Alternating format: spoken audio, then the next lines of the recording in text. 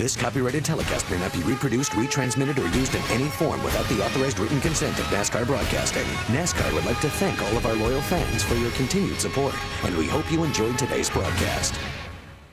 On the other end of that radio, Bobby's a longtime veteran saying, hey, get settled in. It's going to be a long race, 113 laps. Let's feel good about it. Oh, we got a car on fire. Oh, man. That is Todd Bodine in the Petro Express, number 49. Flames shooting out from the hood there. Todd trying to get that car stopped. He's impacted the wall. I see Todd climbing out. He's okay. He just got into the outside retaining wall here. It looks like down the front straightaway. It looks like heavy impact on that car. Wow, absolutely incredible. A great quick exit by Todd Bodine. Absolutely. Safety crew, great safety crew here at Nashville. Randall Ritter in the 31, just out in front of him. Yep, it looks down to the inside. Got a good run coming off the corner. They're both wide open here. Looks like, oh boy, Randall must not have known he was down there. Turns Todd right into the outside wall. Immediately the flames erupt off the car. It's probably knocked the oil pump and the oil fittings off the front of the car. It's burning. As a driver, that's the worst thing you want to see while you're in a race car is flames, because there ain't a thing you can do about it. You know you got to stop. See the wind and net come out. He's ready to bail out of that thing right now because it's getting warm in there. Around this racetrack, talking about Kyle Busch. Oh, trouble on the front stretch, actually, before we get to Kyle. Kyle actually just said, hey, check this out. We got trouble on the front stretch. The number 56 bidding for Richard King out of Conyers, Georgia. Man. It's like he just got a little loose off of turn 4 there, Bob. Again, you get up in them marbles and just got turned around, and it's not so lucky. Kyle, why don't you take us through this replay here? It looks like he just might have been trying to get out of the way there of the faster cars and just kind of got clipped from behind there. But, you know, it's tough to hide here at these places. You know, you're going awfully fast and the racetrack's awfully slick, too, the concrete. But in these things are a little bit different. So, you know, we got a spin off turn 2, it looks like. The number 13 car carrying one of our onboard cameras. Johnny Leonard, portable roofing car for Johnny Leonard. Too bad. Donnie Allison, crew chiefing on that car here today. Talked to Donnie a little bit, and they were looking for good things here tonight. Looks like he drives down in the corner. Looks like the car may just got a little bit loose, got in a little bit too deep. He tries to save it, gets real slick up top there. Kyle can tell you that, and there's just nothing you can do but hang on. Hey, listen to this. Here's the onboard from Johnny Leonard and what happened to him here.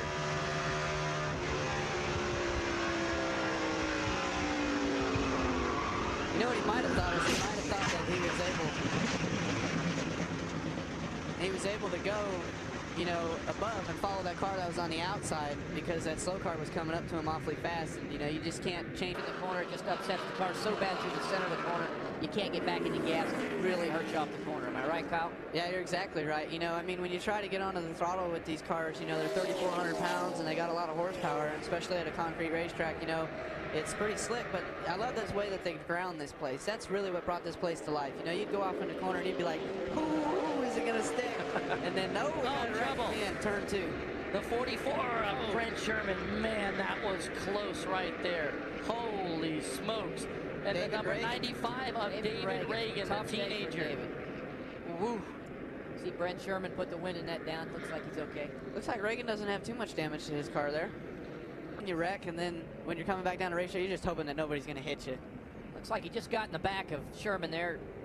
He impacts the wall. There's just nothing you can do. You're hanging on right here. You're just hoping not to get center punched as you slide back across the racetrack. As you pass him, hopefully he don't burp or get a little loose because he gets in the side end and it's all over for your night. We've seen it happen a couple times here tonight. That was the 26 of Brad Smith. The white car, you just saw Schrader get by. Right now, look at this. Hempel's checked out. Tandy Marlin having a great old run. Only planning to run about 4 races this year. Oh, trouble. Mark Gibson in the 59. Ow. Oh, no. Trouble for him. The Williams Brothers Lumber Chevrolet.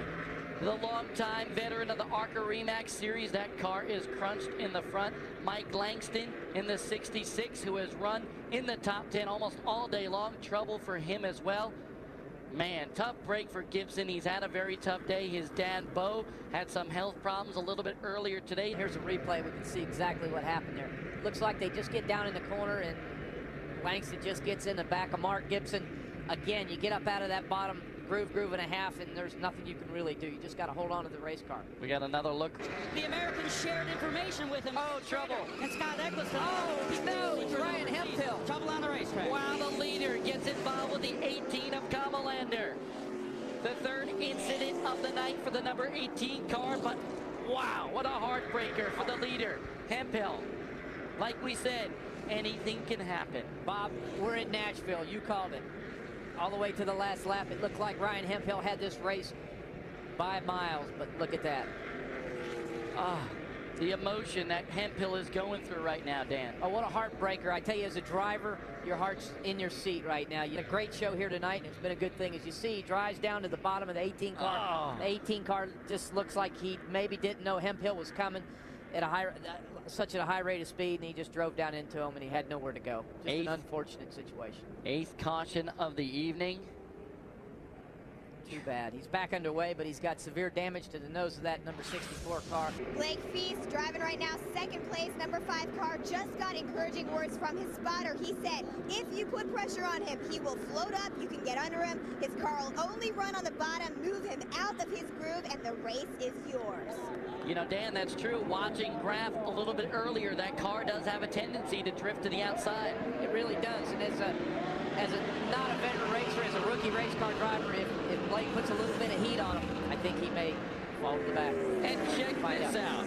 The 14 has been horrible on restarts all day long.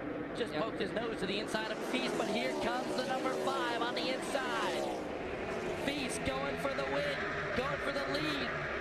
Looks to the inside, drives right down on the bottom. That's where he needs to be. Looks like his car has a little bit better grip. As you can see, gets back in the gas and pulls a half a car length there off the corner. And just like Lindsay said, that spotter told Feast he will go to the outside, move him up there, and that's just what happened. Absolutely. Klaus's car doesn't have the grip that it needs to be on the corner. As you can see, he's about 3 or 4 foot up from the apron, and you can see Casey Atwood putting pressure on him from the back, and he may be a contender to get by him.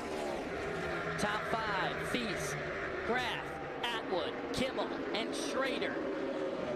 Single file right now, but still 3 laps to go. Coming off of turn 4, they'll get 2 to go. Boy, it's going to be a good finish here tonight. Again, Klaus has run such a good race, flawless race. He just don't have the grip on the bottom. He's got the horsepower down the straightaway. Just a tough deal for him. That slow car you saw on the inside was Hemphill limping around this racetrack in his number 64. But here is Blake Feast, the youngster from the open wheel ranks, ran the All-Star Sprint Circuit for several years, has been a winner at the Knoxville Fairgrounds. Atwood on the inside of Graf, contact on the front stretch, 1 lap to go. Oh man, look at Atwood. He's giving it all he's got. He's driving down the bottom. His car does have a little bit better grip on the bottom. He stands on the gas. This is his opportunity. He has to drive down into turn 3 real hard to get a run on Feast to try to do anything off the 4. Feast, you know he's hearing every knock in that engine. His palms are sweaty once again. Atwood putting on the pressure. Can he do it? Drives down in the bottom hard, stands on it, but it looks like it's not going to happen. Feast rocks the Motor City with his first career ARCA Series win and his second career start. Great run for him and that team tonight. I know Bobby Gearhart, there's the crew chief, Billy Gearhart, just elated to have that young lad in that race car tonight. Absolutely incredible, Lindsay. This copyrighted telecast may not be reproduced, retransmitted, or used in any form without the authorized written consent of NASCAR Broadcasting. NASCAR would like to thank all of our loyal fans for your continued support, and we hope you enjoyed today's broadcast.